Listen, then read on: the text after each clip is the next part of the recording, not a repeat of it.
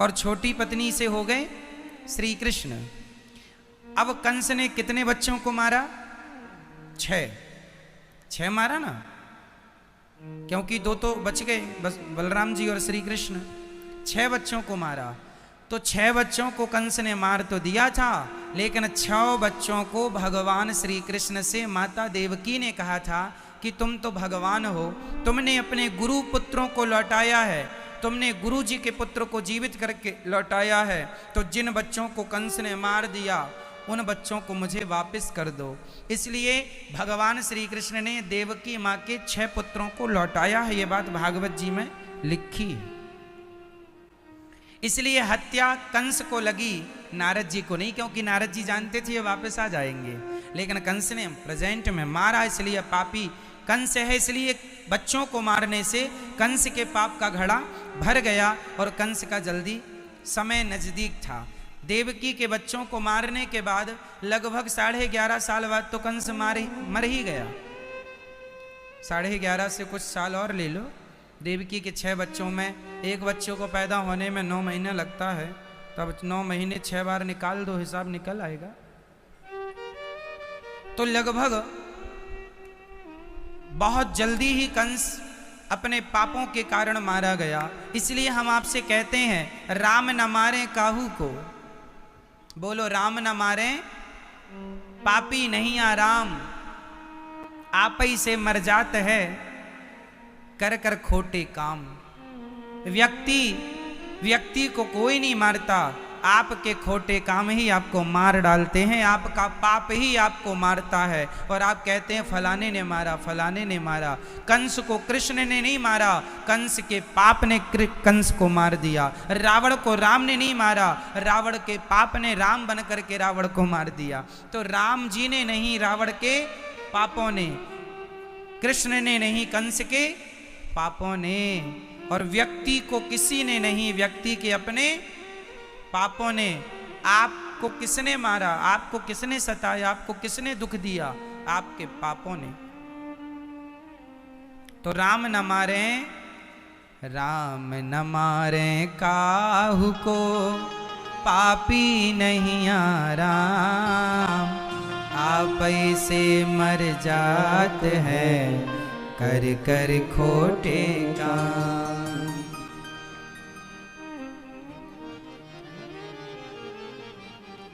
तो राम न मारे काहू को, पापी नहीं आराम, आप ऐसे मर जात है कर कर खोटे काम। को ना काहू को सुख दुख कर दाता। तो भैया, इसलिए कंस के पापों का हिसाब कंस को ही देना पड़ेगा, और हमारे पापों का हिसाब हमें ही देना पड़ेगा। और आपके मैया किसको देना पड़ेगा?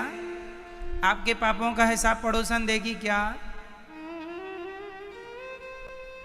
अच्छा, आगे सुनो। अब मुझे आपसे एक सवाल और करना है। ये बताओ कि भगवान श्री कृष्ण की कितनी माता हैं? मैया आप बताओ, कितनी? 2। मैया ठीक कह रही हैं। आप बताओ 2। आप बताओ कितनी? 2 सही कह रहे हैं आप लोग, कॉन्फिडेंस से कहा करो। ठीक कह रहे हो तो ठीक ही है। भैया कितनी माता हैं भगवान श्री कृष्ण की? एक तो है माता देवकी और एक तो है माता यशोदा।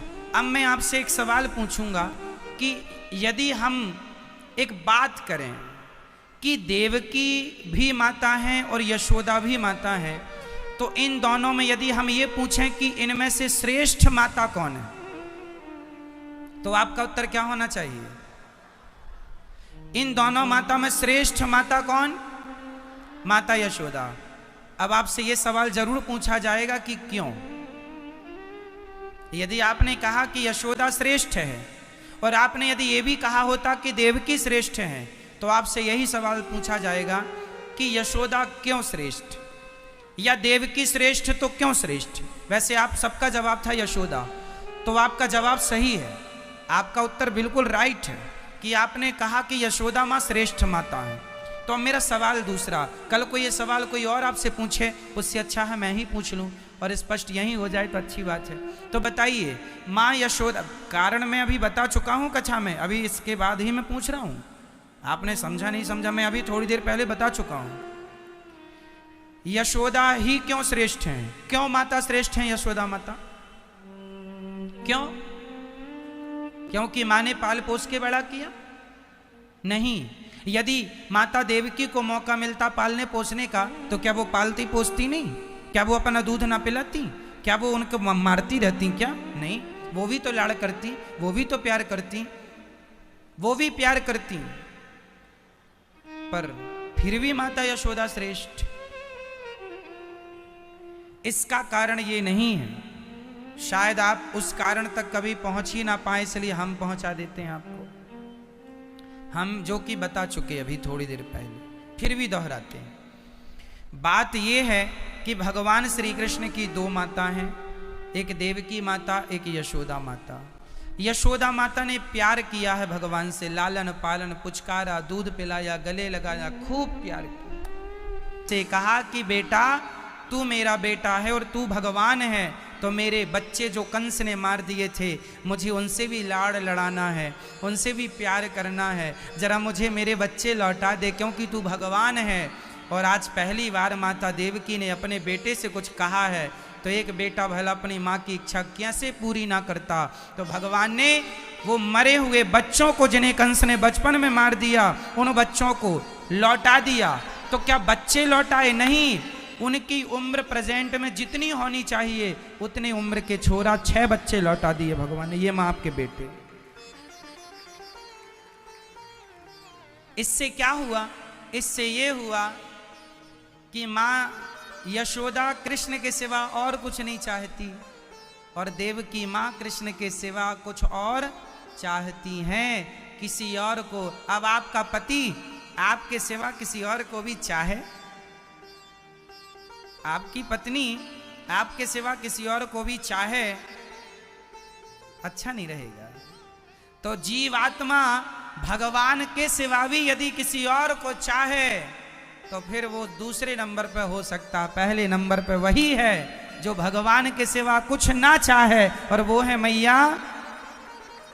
इसलिए इस हिसाब से, इस सिद्धांत से मैया यशोदा भगवान श्री कृष्ण की सर्वश्रेष्ठ, अभी तक की माओ में सर्वश्रेष्ठ माता है। इस धरती में जितने भक्त हुए हैं उन भक्तों में सर्वश्रेष्ठ भक्त माता यशोदा है। माता यशोदा जैसा प्रेम नहीं किसी को मिला, जो आनंद कौशल्या जी को नहीं मिला पुत्र का, वो आनंद यशोदा को मिला है।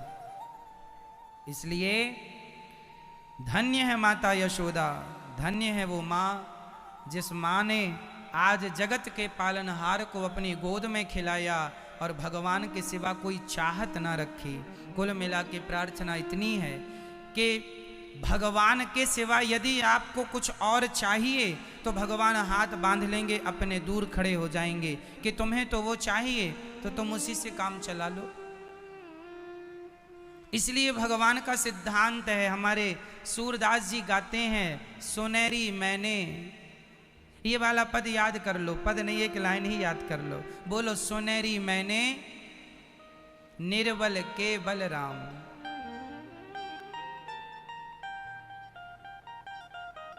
है ना? सुनहरी मैंने निर्बल के बल। इसका अर्थ क्या हुआ? इसका अर्थ मैं ये बताओ, आप बताओ क्या अर्थ हुआ इसका? सुनहरी मैंने निर्बल के बलराम, इसका अर्थ बताओ। मैया आप बताओ, मेरी माँ बताओ मैया, सुनहरी मैंने निर्बल के बलराम, इसका क्या अर्थ होगा? इसका अर्थ हुआ कि हमने सबसे सुना है सुनहरी मैंने। किससे सुनहरी मैंने? वेदों से सुना, पुराणों से सुना, ऋषियों से सुना, मुनियों से सुना, भक्तों से सुना। सुनहरी मैंने इसका इतना अर्थ हुआ कि मैंने वेदों से, पुराणों से, ऋषियों से, मुनियों से, गुरुजनों से, भक्तों से सुना। क्या सुना? कि निर्बल केवल राम, भगवान उनके हैं जिनका कोई बल नहीं। अब तो मैं निर्बल हो गया, ना पत्नी का बल बचा, ना पति का, ना पुत्र का, ना पैसे का, ना शरीर का। अब मेरा कोई बल नहीं कन्हैया, अब तो मेरे बल आप हो। मेरे तो बल सबई बलम बलिनाम चा परेसा, मेरे बल तो श्री कृष्ण है। मेरे बल कौन? मैया मेरे बल कौन?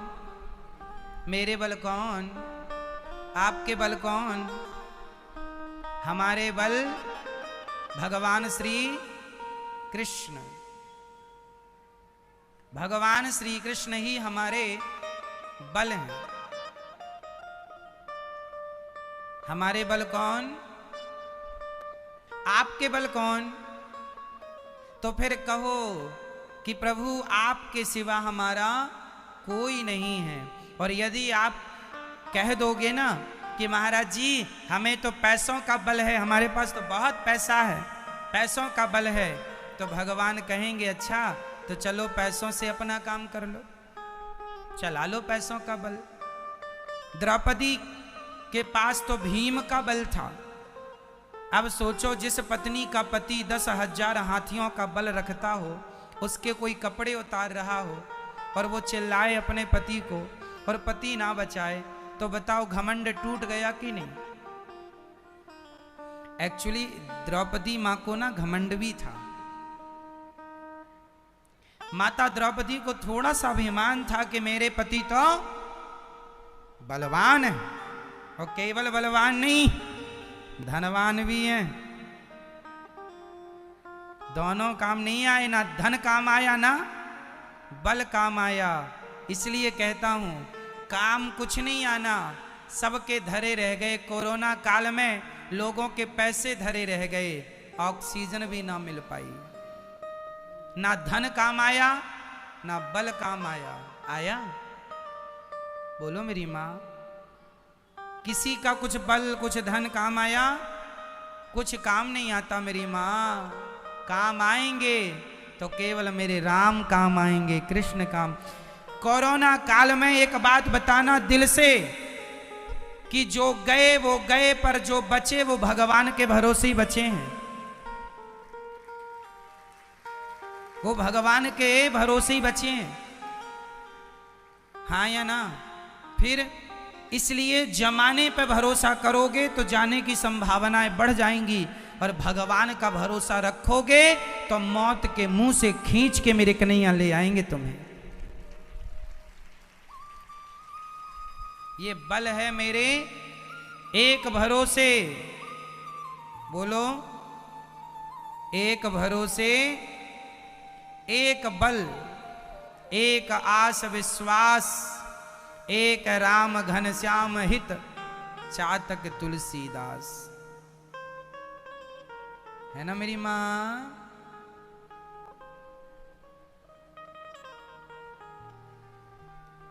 एक भरोसे एक बल, एक आस विश्वास, एक राम घनश्याम हित।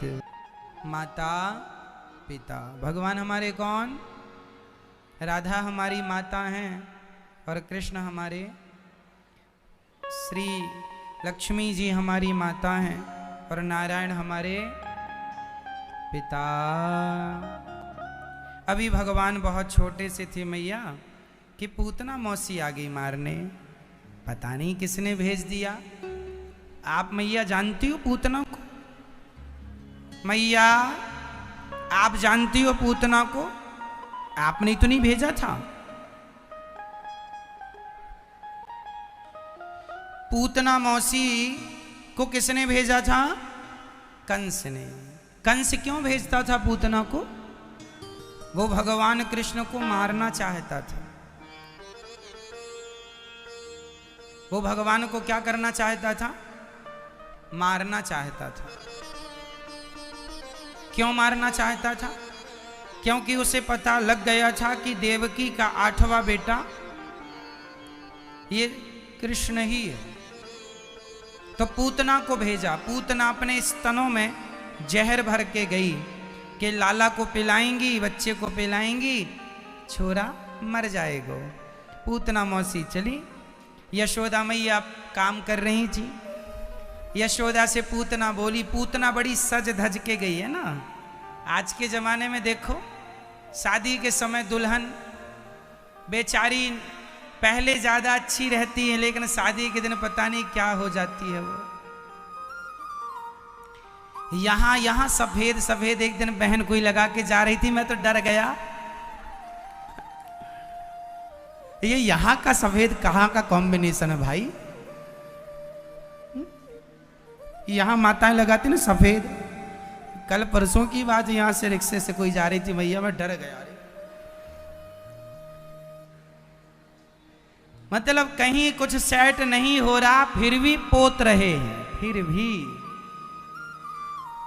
अरे जितना सेट हो उतना पोतो तो अच्छा। जबरदस्ती एक एक इंच का मेकअप कर लेते हैं लोग। आप नॉर्मल बहुत अच्छे लगते हैं, ठीक है, थोड़ा बहुत सजना सवरना बुरा नहीं है। सजना चाहिए, सवरना चाहिए, वही चीजें हों जो अच्छी। अब सफेद ही लगाना था तो भगवान ये आपकी पलकें सफेद ही बना देते। पकेंगी तब होंगी, तब आदमी फिर कैसे लगता है। और यहां जबरदस्ती भगवान ने काला वाला बनाया था, जबरदस्ती सफेद और हरा और पीला और गुलाबी, ना जाने क्या क्या है ना मैया। आप जो नॉर्मल हैं, आपकी जो नेचुरल ब्यूटी है बहुत अच्छी है। जो आप ईश्वर ने जैसे बनाया है ठीक है, अपना थोड़ा बहुत आप करें, अच्छी बात है, करना भी चाहिए। श्रृंगार हमारे 16 संस्कारों में एक संस्कार श्रृंगार भी है, तो श्रृंगार करना अच्छा है, करना चाहिए। श्रृंगार क्या है? आंखों का काजल, सुरमा लगता था पहले, अब काजल, आंखों का काजल, मांग, मंगलसूत्र, चूड़ियां, मेहंदी, पांव का माहौर, ये सारा श्रृंगार में आता है। ये एक श्रृंगार है एक स्त्री का, जो कि होना चाहिए, आपको करना भी चाहिए, पर उतना जितना अच्छा लगे, बहुत अच्छा। अब देखो, दाल में नमक ना डालो तो दाल में नमक की कमी लगती है। अब आप कहें कि दाल तो नमक के बिना बेकार है, तो एक काम करो, किलो भर नमक डाल दें। दाल में नमक अच्छा लगता है, पर एक मात्रा का, उसकी एक मात्रा है, कितनी मात्रा का नमक अच्छा होगा। इससे ज्यादा मात्रा हुई तो स्वाद बिगड़ जाएगा। बस यही आपके साथ है कि एक मात्रा का मेकअप हो, एक मात्रा की ब्यूटी हो। आपको जो बनना है वो एक मात्रा से हो, अधिक होगा बिगड़ जाएगा। अब सोचो, कई बहनें हमारी काली लिपस्टिक लगाती हैं, ये कहां का कॉम्बिनेशन है। ईश्वर ने हमारी होंठों को काला बनाया है। काले आदमी की भी अधर गुलाबी ही होती है, और इसका एक साइंटिफिक रीजन है कि जो हमारी यहाँ की चमड़ी होती है ना, वो इतनी पतली ईश्वर ने बनाई है कि अंदर का हमारा ब्लड दिखता है। वो ब्लड दिखने से इसका रंग गुलाबी होता है। जिसका ज़्यादा ब्लड, रक्त ज़्यादा दिखता है, मतलब वो पारदर्शी है। हमारी जो यहाँ की चमड़ी है ना, वो सबसे कोमल है, अधर, जिसको होंठ कहते हैं। तो ईश्वर ने हमें जैसे बनाया है उसी को आप और बढ़ाएं, वो अच्छा है। अब गुलाबी को काला कर लेंगे, अच्छा नहीं लगेगा, और कोई लोगों को लगता अच्छा लग रहा है।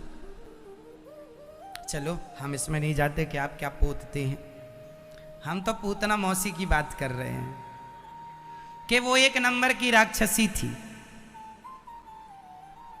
और हम तो कहेंगे मेरी माँ कि आपकी जो होंठों की मुस्कान है ना, यही आपकी सबसे बड़ी सुंदरता है। इसलिए अपने होठों पे सदा मुस्कान रखा करो। मुस्कुराता हुआ चेहरा बहुत सुंदर होता है, गोरा काले से कोई लेना देना नहीं, मुस्कुराता हुआ प्रत्येक चेहरा सुंदर होता है। आप इस बात को मानते हैं? आप गोरे हैं, काले हैं, भगवान जैसे बनाए हैं बहुत अच्छे हैं आप, लेकिन स्माइल रखा करिए। सबसे बड़ी सुंदरता है आपकी होठों की स्माइल। स्माइल रखा करिए, खुश रहा करिए। आपकी खुशी आपकी सुंदरता कई गुनी बढ़ाता है। और आप बहुत पोत भी लें, बहुत सुंदर भी मेकअप कर लें, पर आप मुंह तो फुलाए बैठे हैं तो उसका करेंगे क्या? इसलिए थोड़ा हंसा करो, मुस्कुराया करो। आपकी हंसी, आपकी मुस्कान, यही आपकी सुंदरता है। दुनिया भी इसी पर रीझती है ना? माँ हंस दे तो बेटे को अच्छा लगता है, और बेटा हंस दे तो माँ को अच्छा लगता है। पत्नी की हंसी पति को अच्छी लगती है, और पति की हंसी नारी को अच्छी लगती है। उसी प्रकार भक्तों की हंसी भगवान को बहुत अच्छी लगती है। इसलिए हंसा करो, मुस्कुराया करो। अच्छा ये बताओ, आपको रोना अच्छा लगता है कि हंसना अच्छा लगता है? किसी और का हंसना अच्छा लगता है कि रोना? बोलो। आपको रोते रहने वाले बच्चे पसंद हैं कि हंसते रहने वाले बच्चे? देखो ना, आपकी पसंद भी हंसी है। आपकी पसंद क्या है? हंसी है। तो जरा मेरे भगवान से पूछो कि प्रभु आपको रोने वाला भक्त चाहिए, बात बात पे रोता है, भगवान बेटा नहीं दिया बहू के, हे भगवान ये नहीं दिया, हे। कई लोग रोते ही रहते हैं, भगवान को लगता है ये थर्ड क्वालिटी का रोते ही रहता है। और जिसके पास घास की झोपड़ी है फिर भी वो ईश्वर का धन्यवाद दे के खुश रहे, भगवान उसकी खुशी और बढ़ाते हैं कि ये तो खुश रहता है, ये तो सदा। अच्छा एक चीज और आपने नोटिस किया होगा, ध्यान दिया होगा, जो बच्चे रोते हैं ना उन्हें लोग और चिढ़ा चिढ़ा के रुलाते हैं, और जो बच्चे हंसते हैं ना उन्हें और गुदगुदा के हंसाते, गुदगुदाते हैं ना। पेट में गुदगुदा देंगे, उनके पाँव में गुदगुदा देंगे, गर्दन पे। और वो क्या चाहते हैं कि ये हंसे हम और देखें। रोते को रुलाया जाता है और हंसते को हंसाया जाता है। ये संसार का व्यवहार है या नहीं? बोलो हाँ या ना। कोई बच्चा रोए ना तो उसे और चिढ़ाते हैं, और कोई हंसे तो उसे और। उसी प्रकार जो रोता है उसका दुख बढ़ता है, जो हंसता है उसका सुख बढ़ता है। क्योंकि रोने से रोना बढ़ेगा और हंसने से हंसी बढ़ेगी। इसलिए भगवान के सामने कभी रोते नहीं, हंसते जाया करो। और रोना है तो रोना है, हमने कल ही कथा में कहा कि रोना है तो भगवान के आगे रोइए। पर ये तो तब की बातें कही कि जब रोना रुके ना तो रो लो, बाकी रोने की जरूरत क्या है? सदा। अच्छा ये बताओ, आपके जीवन में दुख है तो ये बताओ दुनिया में किसके जीवन में दुख नहीं है? अरे भाई, दुख कोई रोकर के गुजारता है, कोई हंस कर के। दुख तो काटने ही है, कोई रो के काटता है, कोई हंस के काटता है। तो दुख है तो हंस के ही काटे जाए ना। तो क्यों ना भगवान के आगे रो, ना दुनिया के आगे। सदा हंसते मुस्कुराते रहो, हंसते हंसते कट जाए रस्ते, जिंदगी यूं ही। तो बस यूं हंसते हंसते जिंदगी गुजारो। कोशिश करो, भगवान से कहो प्रभु हमें आपके आगे भी ना रोना पड़े, ऐसी कृपा करो। हमें किसी के आगे, हम तो सदा हंसमुख रहें, हमारे होठों से कभी हंसी ना जाए। हे भगवान, हे श्याम सुंदर, हम सबके अधरों से, हम सबकी होठों से मुस्कान कभी ना जाए। इसलिए मैया थोड़ा सा भगवान आपको गुदगुदाएंगे, थोड़ा आप भी तो हंसो। बोलो घी। पीछे वाली मैया नहीं बोल रही है, मेरी माँ मैया। बोलो घी। बोलो ही ही। ऐसी हंसते रहा करो। देखो आपका ये हंसता हुआ चेहरा कितना सुंदर लगता है। आप 10,000 का मेकअप करा लो, आप इतने सुंदर नहीं लगेंगे जब आप नेचुरल हंसते हुए सुंदर लगते हैं। आप हंस रहे हैं, मुस्कुरा रहे हैं, खिलखिला रहे हैं। ये है आपकी ब्यूटी, ये है आपकी सुंदरता, ये है आपका जीवन। हंसते हंसते जीवन गुजारना, हंसते हंसते कट जाए रास्ते। तो आज से कभी हम उदास नहीं होंगे, सदा हम प्रसन्न रहेंगे, सदा हम प्रसन्न रहेंगे, खुश रहेंगे। ठीक है मेरी माँ, पति गाली दे तो भी आप क्या रहेंगी? पति गाली दे तो आप क्या करेंगी? खुश रहेंगी। क्या करेंगे? वो तो गाली दे ही रहा है, तुम भी मुंह फुला के बैठ जाओगी, इससे तो वो गाली देना बंद करेगा नहीं, तो हंसती रहो। क्यों? यही तो शरीर पर नियंत्रण है, यही तो इंद्रियों पर नियंत्रण है। आप मुझे गाली दें और गाली सुनकर भी मैं खुश हूं, यही तो इंद्रियों पे कंट्रोल है, यही तो कंट्रोलिंग है। नहीं तो आदमी जरा से में गुस्सा हो जाता। यही तो बढ़ाना है अपनी ताकत। आपको अपनी क्षमता बढ़ानी है, आपकी सहनशीलता बढ़नी चाहिए कि कोई कितनी भी गाली दे हमें गुस्सा नहीं करना, खुश रहना। ठीक है मेरी माँ, कंट्रोल अपने आप में। जो अपने को जीत लेता है वही दुनिया को जीतने की ताकत रखता है। जो अपने से हार गया वो दुनिया से हार जाएगा। इसलिए यदि जंग जीतना है तो पहले खुद से जीतो, और खुद की जंग यही है कि आप अपमान सहने वाले बने, 2-4 गालियां सहने वाले बने। किन किन की बातों का जवाब देंगे?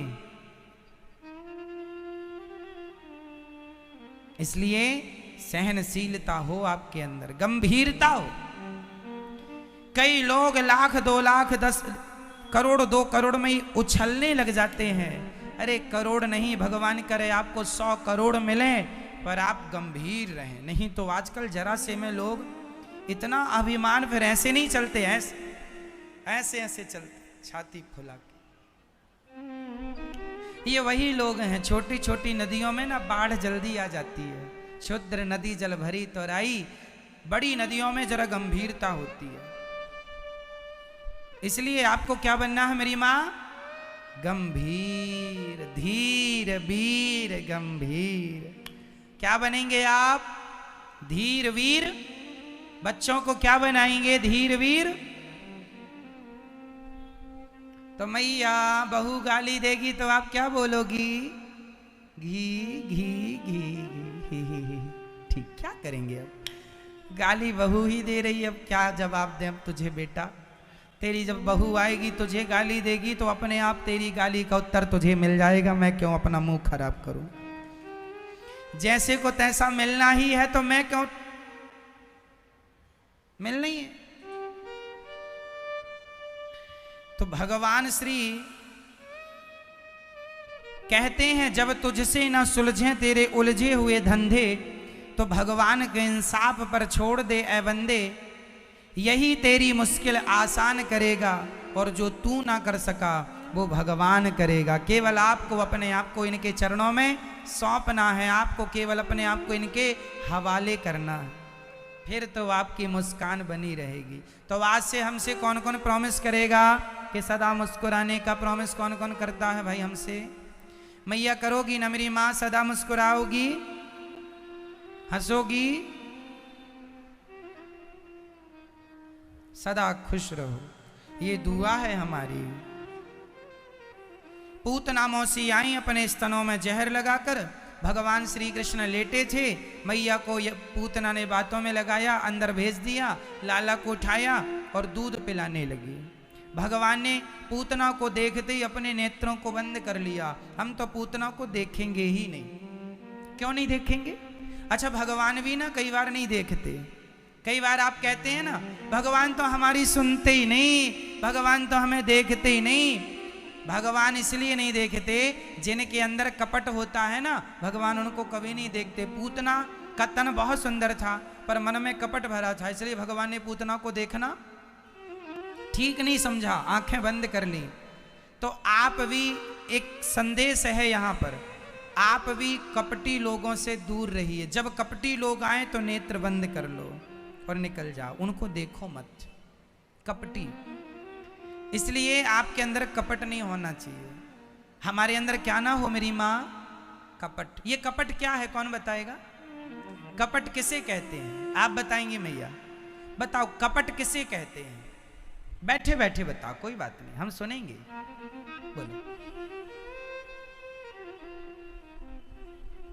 जो बुराई करे वो कपटी। अच्छा, जो अंदर बुराई रखे बाहर से अच्छा व्यवहार करे। बहुत अच्छी व्याख्या की है इन्होंने, ताली होनी चाहिए इनके लिए। ऐसी व्याख्याएं होनी चाहिए। जो व्यक्ति, कहावत में लोग कहते ना, मुख में राम राम और बगल में छुरी, ये कपट है। कि आपके अंदर तो कपट भरा है किसी के प्रति, और आप ऊपर से उनसे अच्छी अच्छी बातें, अरे हम तो तुम्हारे सगे हैं, हम तो तुम्हारे अपने हैं, कोई हम तुम्हारा बुरा चाहेंगे, और बुरा भी वही कर रहे हैं। तुम्हारा गला काटने को भी वही तैयार है, और कह भी रहे हैं कि क्या हम तुम्हारा बुरा करेंगे। ये कपट है। इसलिए कपटी लोगों से जरा दूर रहिएगा, और आप कभी कपट ना रखिएगा मेरी माँ। जिनके अंदर कपट होता है ना, भगवान उन्हें कभी देखते नहीं। भगवान कहते हैं निर्मल मन जन सो मोहि पावा, मोहि कपट छल छेद्र न भावा। चौपाई बोलो मेरे संग। निर्मल मन जन, जोर से, निर्मल मन जन सो मोहि पावा, मोहि कपट छल छेद्र न भावा। भगवान कहते हैं हमें निर्मल मन चाहिए, कपट छल छिद्र नहीं चाहिए, कपट नहीं चाहिए। जैसे हम अंदर से हों वैसे ही हम कभी आपके बारे में गलत ना सोचें, आपको ठगने की ना सोचें, आपको लूटने की ना सोचें। कई लोग तो ठगने की, कैसे इसको ठग लें, कैसे इसको लूट लें, ये कपट है।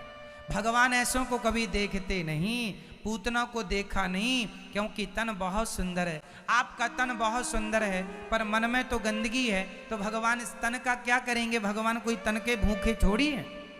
इसलिए मन को साफ, जो मन की मैल न धोई, गंगा गया तो क्या हुआ। कपड़े रंगा के बंदे दुनिया में घूमता है, कपड़े रंगा के बंदे दुनिया में घूमता है। मन को रंगाना पगले, कपड़े रंगा तो क्या हुआ। ओ गंगा में जाकर बंदे तन की तू मैल धोता, गंगा में जाकर बंदे तन की तू मैल धोता। जो मन की मैल न धोई, गंगा गया तो क्या हुआ। परमात्मा ना पाया, पाया जन्म तो क्या हुआ। ईश्वर को नहीं पाया तो मनुष्य बने तो क्या मनुष्य बने। तो कपट ना हो, निष्कपट। राम जी ने जिस मारीच को मारा वो कपटी मृग तो था, वो था मारीच, लेकिन बना क्या था, मृग। और जब राम जी ने बाण मारा तो बोला क्या, बोलो जोर से, क्या बोला जोर से। राम नहीं बोला मेरी मां, हाँ लक्ष्मण, हाँ लक्ष्मण, हाँ लक्ष्मण।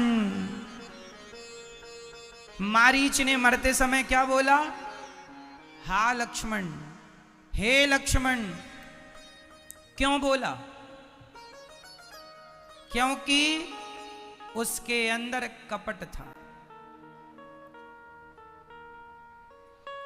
लक्ष्मण इसलिए बोला कि सीता सुनेंगी, अरे लगता है राम जी बुला रहे हैं। और उसने राम की आवाज से लक्ष्मण बोला ताकि सीता मैया को ये लगे कि राम जी संकट में है, इसलिए तो सीता जी ने भेजा लक्ष्मण जी को, जाओ लगता है राम जी संकट में है, चिल्ला रहे हैं लक्ष्मण लक्ष्मण। तो लक्ष्मण जी ने कहा राम जी तो संकट में हो ही नहीं सकते, वो तो भगवान है। माता सीता ने कहा नहीं तुम जाओ। लक्ष्मण जी बोले ना मां मुझे ना भेजिए, राम जी कभी संकट में नहीं पड़ सकते। तो सीता जी बोली लगता है तुम चूड़ी पहनने वाले हो, एक काम करो मेरी चूड़ियां तुम पहन लो और तुम इस कुटिया में बैठो, मैं जाती हूं अपने पति के लिए। तुम तो चाहते ही हो ना, जैसे भरत ने राम जी को घर से निकाल दिया, ऐसे तुम भी चाहते हो कि राम तो मर जाए ताकि हम भोगते रहें राज्य। ऐसे कठोर शब्द माता सीता जी ने लक्ष्मण जी को कहे थे। बहुत कुछ कहा था, कुछ तो ऐसा भी कहा था माता सीता ने जो हम आपसे नहीं कह सकते। वाल्मीकि रामायण में स्पष्ट लिखा, ऐसा माता सीता ने कहा। और ऐसा माता सीता ने नहीं कहा, आप कंफ्यूज ना होइएगा, मैं फिर याद दिला दूं, ये असली सीता नहीं है। ये जो लक्ष्मण जी को कटु शब्द कह रही हैं, ये सीता वो सीता नहीं है जो राम जी की असली पत्नी है। इस समय सीता जी अग्नि में प्रवेश कर चुकी थी और वेदवती सीता बन के रह रही थी। कल ही कथा में हमने बताया था, आज फिर हम उसको क्लियर कर दें। रामचरित में राम जी ने दो सीताओं का आश्रय लिया। एक सीता वो थी जो राम के संग वनवास आई। कहां तक आई? जब राम जी ने जब सीता माता की पांव में जयंत ने चोंच मारी, वहां तक तो असली सीता थी। उसके बाद राम जी ने सीता मां को अग्नि में, क्योंकि राम जी जानते थे कि अब रावण को मारने की लीला है, संकट आएगा, तो राम जी ने सीता जी को अग्नि में वास दे दिया था। और वेदवती जो थी उन्हें सीता बना के बुला लिया, और वही सीता, नकली सीता ही नकली मृग में मोहित हुई थी। सीता जी तो, आप लोग कई बार सवाल करते हैं ना कि सीता जी को क्या पता नहीं था कि ये मारीच है? सीता जी को क्या पता नहीं था कि सोने का मृग नहीं होता? क्या सीता जी को पता नहीं था कि सोने का मृग, क्योंकि मारीच क्या बन के आया है? मैया, मारीच क्या बन के आया था? सोने का मृग। ये रावण का मामा था, मारीच मामा। तो ये मारीच रावण का मामा था। ये मारीच कहाँ का था? मॉरिशस। आज मारीच के नाम पर एक देश है मॉरिशस। कौन सा? मॉरिशस जो देश है ना, ये मारीच की नगरी है मॉरिशस। आज वो एक कंट्री है अपने आप में, देश है मॉरिशस। तो मॉरिशस से आए मारीच मामा, और मारीच ने सोने का मृग बना लिया, और सोने का मृग बन के वो राम जी की कुटिया के पास चरने लगा। तो सीता को लगा सोने का मृग। राम जी से कहती हैं ये सोने का मृग लाओ, हमें अच्छा लग रहा है। राम जी ने कहा सीता, कोई सोने का मृग थोड़ी होता है। तो सीता जी ने कहा नहीं जी, अपने अयोध्या में तो नहीं होता, पर यहां होता होगा, हो सकता है यहां का होता हो। अब आप कहो कि ये कैसी सीता है, सोने के मृग को नहीं पहचान पा रही है कि सोने का मृग तो होते ही नहीं, क्योंकि सोने का मृग भी नकली है और सीता माता भी नकली। असली सीता तो अग्नि में है। तो नकली नकली कंफ्यूजन वहां थी। और माता वेदवती तो करोड़ों जन्मों से तपस्या में थी, करोड़ों वर्षों से, कई साल से। तो उन्होंने देखा ही नहीं कि संसार कैसा है। सीता सीता सीधी सीता बन गई। तो उन्होंने सोने का मृग देखा तो उन्हें लगा ऐसे ही होता होगा। भाई हमने जो चीज नहीं देखी तो पहली बार जो देखेंगे तो ऐसे ही लगेगा ऐसे ही होता होगा। तो माता सीता ने कभी देखा ही नहीं था, वो नकली सीता थी, देखा ही नहीं था, इसलिए सोने के मृग को देखकर कन्फ्यूजन हो गई। और रावण जब राम जी ने जब सीता माँ ने कहा मृग चाहिए, सोने का चाहिए, तो राम जी बोले सोने का मृग चाहिए। राम जी ने कहा सोने के मृग में तो सोना थोड़ा है, हम आपको जहाँ ज़्यादा सोना है वहाँ भेज देते हैं। इसलिए लंका की सैर करा दी राम जी ने कि सोना चाहिए तो जाओ लंका में खूब सोना है। सोने का मृग तो 25-50 किलो का ही होगा, सोने की लंका में तो सोने की पूरी व्यवस्था है। इसलिए सोने की लंका में राम जी ने रावण अब लक्ष्मण जी को कह रही है माता सीता जाओ, बहुत कठोर शब्द कहे। क्यों कहे? क्योंकि असली सीता तो है नहीं, ये तो वेदवती माता सीता बनी है। और फिर वही वेदवती पद्मावती बनी कलयुग में, जिससे तिरुपति बालाजी ने विवाह किया श्रीनिवास बन के, जो कि कल की कथा हमने आपको सुनाई। समझ आ रही है ना मेरी माँ? तो जो माता सीता सोने के मृग पर मोहित हुई वो इसलिए कि माता सीता भी असली नहीं है और सोने का मृग भी असली नहीं है, इसलिए मोहित हो गई। और राम जी ने फिर लक्ष्मण जी गए और लक्ष्मण जी ने राम जी मार के आ रहे थे मारीच को। राम जी ने कहा लक्ष्मण तुम यहाँ कैसे? बोले माता जी ने कहा कि जाओ नहीं तो चूड़ियां पहनो घर में, हम जा रहे हैं। इसने लक्ष्मण जी बोला।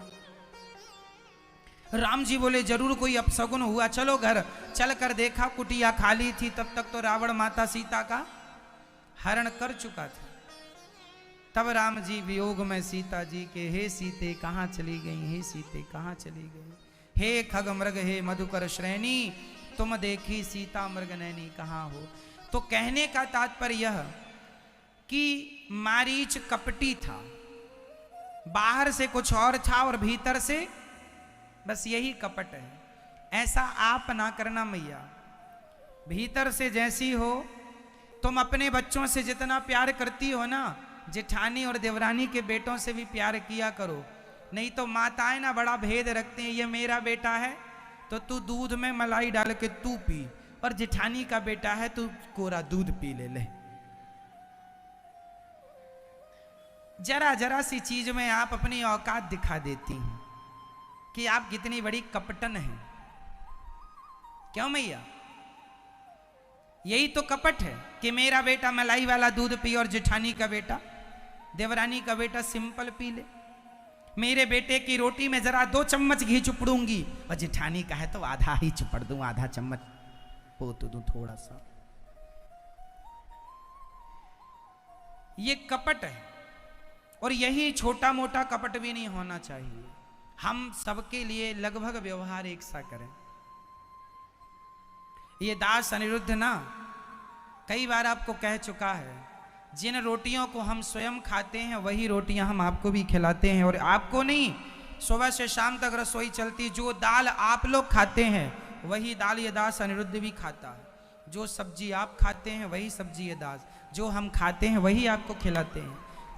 यदि कपट होता तो हम अपने लिए कुछ और खाते, आपके लिए कुछ और, लेकिन जो सबसे अच्छा है वही हम आपको देने की, खिलाने की कोशिश करते।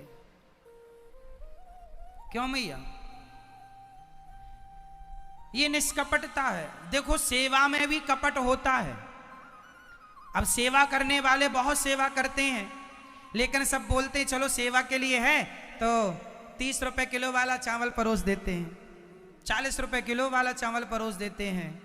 लेकिन आप यहां आके देखिएगा, भारत देश के अंदर जो सबसे बेस्ट क्वालिटी का, भारत देश की बात कर रहा हूं मैं, मेरे देश में जो सबसे बेस्ट क्वालिटी का चावल है वो चावल यहाँ अन्य क्षेत्र में बासमती का चावल सबको परोसा जाता है। मैं भी कपट कर सकता हूँ, बचा सकता हूँ, बचत कर सकता हूँ। बोले ये बात सत्य है कि नहीं? आप लोगों को जो चावल परोसा जाता है अन्य क्षेत्र में, वो चावल बेस्ट चावल होता है या नहीं? वो बासमती का चावल है। कोशिश यही रहती है कि कपट ना हो। जो खाएंगे अब हम खाएं बासमती और आपको खिलाएं कुछ और, ये कपट हो जाएगा। इसलिए ये दास अनिरुद्ध, छोटी सी जिंदगी है, आओ जो है जो खाएंगे वही खिलाएंगे। यदि नमक रोटी खाएंगे तो आपके लिए भी नमक रोटी है, और 56 भोग हम खाएंगे तो आपके लिए भी 56 भोग है। ये कपट नहीं होना चाहिए, यही है निष्कपटता। जो मैं स्वयं खाता हूं वही मेरी वृद्ध माताएं खाती हैं। जो मेरी माँ, जिस माँ ने मुझे जन्म दिया है, जो भोजन मेरी जन्म देने वाली माँ करती है वही भोजन ये 250 माताएं भी करती हैं। ऐसा नहीं कि मैं अपनी जन्म देने वाली माँ के साथ और अपनी वृद्ध माँओं के साथ मैं अलग व्यवहार, यदि मैं अलग व्यवहार करूंगा तो मैं कपटी कहलाऊंगा। यही कपट। दो व्यवहार जहां हो वही कपट है, जहां दो आचरण हो वही कपट है। कोशिश यही है कि जब तक सांस रहेगी, करोड़ों जन्म तो मेरे बीत गए कपट करते करते, अब ईश्वर ने यदि समझ दे रखी है तो आओ ना निष्कपट जीवन जी लिया जाए। अब इसके बाद भगवान के धाम जाना है तो सब छोड़ना पड़ेगा। कपट है, छल है, ईर्ष्या, द्वेष, नफरत, घृणा, कुछ नहीं। आप लोग जो दान करते हैं ना भक्तों, आप जो दान करते हैं उसका एक एक रुपये दास अनिरुद्ध उसका सदुपयोग करता है। आप खुद यहाँ देख सकते हैं यहाँ की व्यवस्थाओं को कि आपके दिए हुए दान का क्या हम दुरुपयोग करते हैं। पूरी कोशिश करते हैं कि एक एक रुपए आपका सेवा में लगे। सुबह से शाम तक अन्य क्षेत्र बंटता है, संतों के लिए भोजन, संतों के लिए रोज एक मीठा, या तो बूंदी या तो हलवा या तो खीर। और खीर आपने जो संतों को बंटती है आप कभी खा के देखिएगा। वो खीर ऐसी नहीं कि खीर तो ऐसी कि दूध अलग जा रहा है, चावल अलग जा रहे हैं, नहीं जी। उस खीर में भी आप खा के देखेंगे, शायद आप अपने घर पे भी ऐसी खीर ना खाते हों जो यहाँ संतों को बंटती है। क्यों बंटती है? क्योंकि हम चाहते हैं कि वो संत नहीं, भगवान ही संतों के रूप में भोग लगा रहे हैं। इसलिए कपट नहीं होना चाहिए। क्या नहीं होना चाहिए मेरी माँ? क्या नहीं होना चाहिए? यदि ये दास अनिरुद्ध इतने बड़े परिवार के बीच में रहकर निष्कपट रह सकता है तो आपके परिवार में तो 2-5 लोग ही हैं मेरी माँ। उन 5 लोगों के बीच में निष्कपट क्यों नहीं रह सकती हो आप? आप भी अपना कपट मिटा दो ना और निष्कपट भाव से रह लो। कहो मेरी माँ, सही है ये बात? आपके परिवार में कितने लोग हैं? 5 लोग, 10 लोग, अधिक से अधिक 15 लोग, और अधिक से अधिक 20 लोग। लेकिन आज तो देवरानी जेठानी में भी कपट होता है। वो इसको पसंद नहीं करती, सारी नहीं, मैं सबको नहीं कहता, क्षमा कीजिएगा। बहुत सारी जेठानियाँ देवरानियों को बिल्कुल पसंद नहीं करती, और बहुत सारी देवरानियाँ जेठानियों को बिल्कुल पसंद नहीं करती, और ननंद भौजाई की तो बहुत कम ही पटती है, बहुत कम। क्यों? ये कारण क्या है? कारण यही है कि आप में से किसी के अंदर कपट है। कपट है। दूध में यदि जरा सा नींबू मिला दिया जाए तो दूध भी फट जाता है, अलग अलग हो जाता है, पानी अलग, पनीर अलग। हाँ या ना? ये जो खटाई है ना मेरी माँ, यही कपट है। जहां कपट होगा वो कपट की खटाई रिश्तों को फाड़ देगी, चाहे कोई रिश्ता हो। पति पत्नी के बीच में कपट आएगा तो रिश्ते फट जाएंगे। जलुपय सरिस बिकाय देखूं प्रीति की रीत भली, बिलग हो ही रस जाय कपट खटाई परत पुनी। ये कपट की खटाई बड़ी खतरनाक है। भाई भाई का रिश्ता क्यों टूटता है? क्योंकि 2 में से किसी एक के अंदर कपट आ जाता है। बाप बेटे का रिश्ता क्यों टूटता है? क्योंकि 2 में से किसी एक के अंदर जेठानी देवरानी का रिश्ता क्यों टूटता? क्योंकि दो में से किसी एक के अंदर कपट आ गया। इसलिए कोशिश करना मेरी माँ कि जो जिंदगी है वो निष्कपट भाव से जी ले। कपटी बन के मरोगी क्या? जैसे मारीच कपटी बन के मरा, मरते समय भी उसके अंदर कपट था, इसलिए उस मारीच का कोई नाम भी लेना पसंद नहीं करता। किसी बाप ने अपने बेटे का नाम मारीच नहीं रखा। क्यों? इसलिए जिंदगी छोड़ी है मेरी माँ, कोई गिला शिकवा ना हो। आप पूछिए हमसे कि बताओ अनिरुद्धाचार्य जी आपको किससे शिकायत है? मैं आपको बता दूं, मुझे अपनी जिंदगी में मुझे किसी से कोई शिकायत नहीं, कोई शिकायत नहीं। आप सारी जिंदगी शिकायत भरा जीवन जीते हैं। किसी को अपने पति से शिकायत है, किसी को अपनी पत्नी से, किसी को अपनी बेटी से शिकायत है, तो किसी को अपने बेटे से, तो किसी को अपनी माँ से, किसी को अपनी बहन से, किसी को अपने पड़ोसियों से, तो किसी को अपने अपनों से शिकायत है, किसी को भगवान से शिकायत है। पूछिए आप दास अनिरुद्ध से कि आपको किससे शिकायत है? भक्तों, दिल से कहता हूं, ठाकुर जी गवाह हैं इस बात के कि मैंने कभी किसी कोई शिकायत है ही नहीं जीवन में। ना मुझे आपसे शिकायत है, ना मेरे कन्हैया से मुझे कोई शिकायत है, ना पत्नी से शिकायत, ना पिता से शिकायत, ना माँ से, ना पुत्रों से, ना दोस्तों से, ना अपने आप से। मैं अपनी जिंदगी में जो दिया ईश्वर ने, मैं खुश रहता हूँ। जब ये दास अनिरुद्ध हम भीख मांगते थे बचपन में, तब भी हम खुश थे, और आज बिहारी जी ने यहाँ बिठाया है तो भी खुश हैं। भीख मांगने को भी ये मानते थे कि ये भी ईश्वर की मर्जी है, और आज यहाँ बैठे हैं तो ये भी मेरे कन्हैया की मर्जी है। मुझे ना कोई शिकायत है, ना किसी से कोई गिला शिकवा है, कुछ नहीं। मैं जीवन शिकायत भरा नहीं जीता, जितना जीता हूँ बिंदास जीवन जीता हूँ। कोई द्वेष नहीं, मैं किसी से द्वेष नहीं करता। क्या करूँगा? भगवान तुम भी आगे बढ़ो, तुम भी आगे बढ़ो, खूब खुश रहो, तरक्की करो, नाम कमाओ, देश का नाम रोशन करो। याद रखना, कई बार ना पड़ोसी तरक्की कर जाए तो लोग जलने लगते हैं। ना मेरी माँ, तुम्हारे भाग्य का तुम्हें मिलेगा और मेरे भाग्य का मुझे मिलेगा। आज मेरा पड़ोसी तरक्की कर गया है तो ये उसके भाग्य का उसे मिलके रहेगा। तुम्हारे भाग्य में जो है वो तुम्हें मिल रहा है। जलने से तुम पा क्या लोगे? मेरा पड़ोसी 2 करोड़ की गाड़ी खरीद के ले आया, बंगला खरीद लिया, तो क्या मेरा जलने से मैं उसकी बराबरी कर लूंगा? नहीं मेरी माँ, उसके भाग्य का वो खा रहा है और मेरे भाग्य का। कई बार बड़ा भाई तरक्की कर जाए तो छोटा भाई ही देखने लग जाता है, अरे ये तरक्की कर गया।